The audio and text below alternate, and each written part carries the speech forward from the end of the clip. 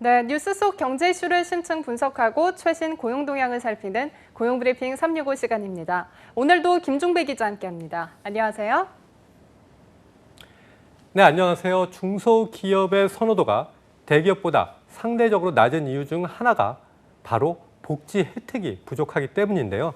하지만 이를 보완하기 위한 지원책이 이번에 마련됐다고 합니다. 반가운 소식을 이슈픽에서 전해드립니다. 네, 최근에 워라밸에 대한 선호도가 높아지면서 직장을 선택할 때 무엇보다 복지 또한 중요하게 보고 있다고 하죠. 이 때문에 복지 혜택이 상대적으로 적은 중소기업은 양질의 인재를 확보하는 게 더욱더 어려워진 상황인 것 같아요. 네, 그렇습니다. 실제로 한 설문조사에 따르면 구직자들이 대기업을 선호하는 이유가 높은 연봉과 직원의 복지라고 응답을 할 정도로 복지는 구직자들에게 중요한 근무 조건 중에 이제 하나인데요. 이 때문에 말씀하신 대로 상대적으로 복지 혜택이 적은 중소기업은 채용 때마다 어려움을 겪어왔습니다. 그래서 최근 중소벤처기업부에서 대기업과 중소기업의 격차를 다소나마 줄이고 청년들을 중소기업으로 유인하기 위해서 복지 혜택 지원책을 발표했습니다. 바로 중소기업 복지 플랫폼입니다. 네, 중소기업 직원들에게도 복지 혜택이 늘어난다는 게 정말 반가운 소식인데요. 그렇다면 중소기업 복지 플랫폼에서는 구체적으로 어떤 걸 지원하는 건가요? 네, 내용도 상당히 다양한데요. 우선 휴양과 여행, 취미, 자기개발, 또 건강관리, 생활안정, 상품몰 활용 등 5개 분야에서 19개 기업이 제공하는 80여만 개의 다양한 복지 상품을 중소기업 임직원에게 시장 최저가나 할인된 금액으로 제공을 하게 됩니다. CJ CGV, SKMN 서비스, 하나투어, 교원 웰스 등 국내의 굵직한 기업들도 이 복지 서비스에 함께 참여할 예정이라고 합니다. 자세한 혜택은 좀 더 보면 이렇습니다. 우선 휴양 여행 부문을 보면 보통 대기업들은 자체적으로 운영하는 콘도나 제휴를 맺은 콘도를 임직원들에게 저렴한 가격에 이제 제공을 해왔죠. 특히 성수기에는 보다 여행 비용을 아낄 수 있기 때문에 큰 인기를 끌고 있는 이제 복지 혜택이기도 합니다. 그런데 중소기업 복지 플랫폼에서도 이와 비슷한 복지 혜택을 이제 누릴 수 있게 된 겁니다.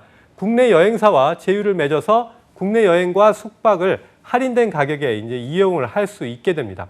더욱이 이러한 국내 여행 서비스는 복지 플랫폼을 이용하는 중소기업 직원들뿐만 아니라 내수 진작에도 또 큰 도움이 될 수 있을 것으로 보입니다. 그래서 가장 기대를 얻고 있는 복지 혜택이라고 할 수 있겠습니다. 네, 그렇군요. 이 대기업 직원들 못지않게 숙박은 물론이고 국내 여행도 할인된 가격에 누릴 수 있다는 점이 가장 큰 장점이 아닐까 싶은데요. 물론 매년 기업과 정부에서 중소기업 근로자의 국내 여행 경비를 보조해주는 근로자 휴가 지원 사업이 시행되고는 있지만 인원이 한정돼 있어서 모두가 이 혜택을 받지는 못하고 있잖아요. 이렇게 플랫폼이 만들어진다면 호응도 또한 상당히 클 것 같은데요. 네, 그렇습니다. 또 취미, 자기개발 부문의 복지도 유용해 보이는데요. 영화나 문화, 공연 티켓을 할인된 가격으로 구매할 수도 있습니다. 뿐만 아니라 외국어 온라인 강좌도 저렴하게 들을 수 있고요. 자기개발을 할 때 이제 유용하게 할 수 있을 것으로 보입니다. 건강관리 부문에서도 다양한 복지 혜택이 주어집니다. 우대가로 직장인 맞춤 건강검진 서비스를 받을 수 있는데요. 여기에 500여 개의 운동시설도 최대 70%의 할인된 금액으로 등록할 수 있다고 합니다. 또 생활 및 안정에서는 경조사를 치를 때 혜택을 받을 수 있게 됐는데요. 일반적인 중소기업의 경우 경조사를 치를 때 지원받을 수 있는 혜택이 부족한 경우가 많았습니다. 그런데 중소기업 복지 플랫폼을 이용하면 최대 80만 원까지 할인 특전을 받을 수 있다고 하네요. 네, 상당히 좋은 특전들이 많은 것 같습니다. 그런데 지금까지는 중소기업이 현실적인 이유로 이러한 복지 혜택을 제공하지 못했잖아요. 그런데 정부의 지원이 있다고는 하지만 어떻게 이러한 서비스들을 순식간에 제공할 수 있게 된 건가요? 네, 이유는 간단한데요. 대기업이 이러한 복지 서비스를 제공할 수 있는 건 자본이 큰 것은 물론 이용하는 직원들도 많기 때문이죠. 그래서 대규모 혜택이 가능했던 겁니다. 중소기업도 마찬가지로 힘을 합쳐 함께 이용할 수 있는 플랫폼을 만들면 그만큼 규모가 커지니까 대기업 못지않은 다수의 인원이 함께 누릴 수 있는 그러한 규모를 만들 수가 있는 겁니다. 이를 통해서 서비스를 제공하는 기업은 마진을 줄이고 보다 저렴한 값으로 이제 혜택을 제공할 수 있게 된 겁니다. 복지 플랫폼에서 운영하는 상품물도 이러한 논리가 이제 적용이 될 수 있는데요. 생필품들을 상당히 저렴하게 살 수 있다고 합니다. 특히 생활 선물 세트나 화장품, 전자제품이 시장 최저가 그 이하로도 제공이 돼서 SK 임직원과 동일한 조건으로 살 수 있다. 뭐 이런 그런 플랫폼 한쪽에서의 어떤 얘기도 있고요. 중소기업 직원들의 이용도가 이제 상당히 늘어날 것 같다라고 하는 기대가 나오고 있습니다. 네, 직원 수가 적은 중소기업이라도 협력을 하면 대기업 못지않은 규모의 경제를 창출할 수 있다고 하니까요. 이 같은 좋은 혜택들이 제공이 되고 있었군요. 이 참신한 발상이면서도 좋은 선례가 될 텐데요. 그렇다면 이 중소기업 복지 플랫폼을 이용하기 위해서는 어떻게 해야 하나요? 네, 중소기업 임직원, 소상공인이라면 별도의 가입비나 이용료 없이 누구나 회원이 돼서 이제 이용을 할 수 있습니다. 중소기업 직원, 소상공인이라는 확인서를 제출한 뒤에 각자의 아이디를 부여받으면 이용할 수 있는 그러한 시스템이라고 합니다.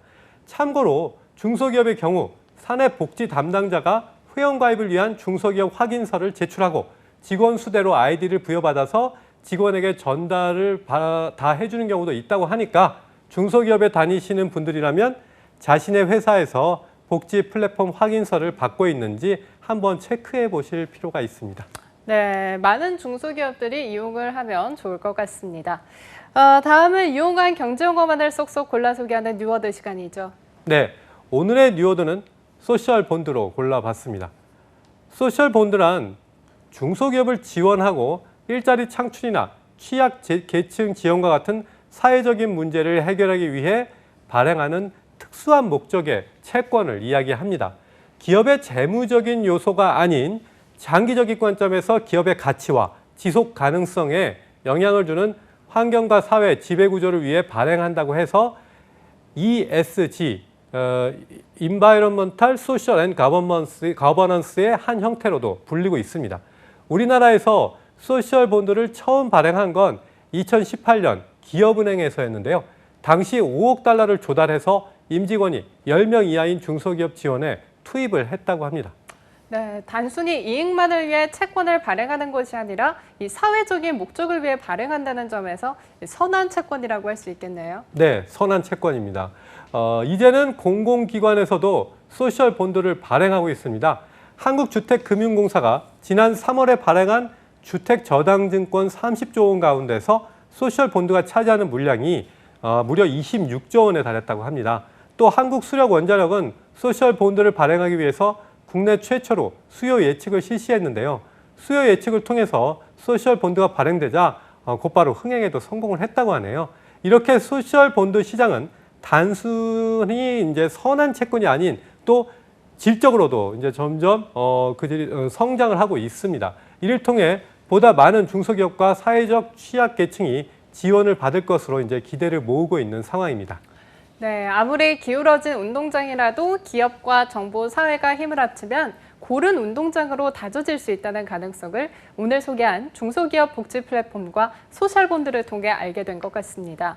아직은 시작에 불과하지만 보다 많은 이들이 힘을 합쳐서 누구나 동등하게 경쟁할 수 있는 시장 구조가 만들어질 수 있기를 바라겠습니다. 오늘도 김종배 기자 함께했습니다. 고맙습니다. 지금까지 고용브리핑 365였습니다.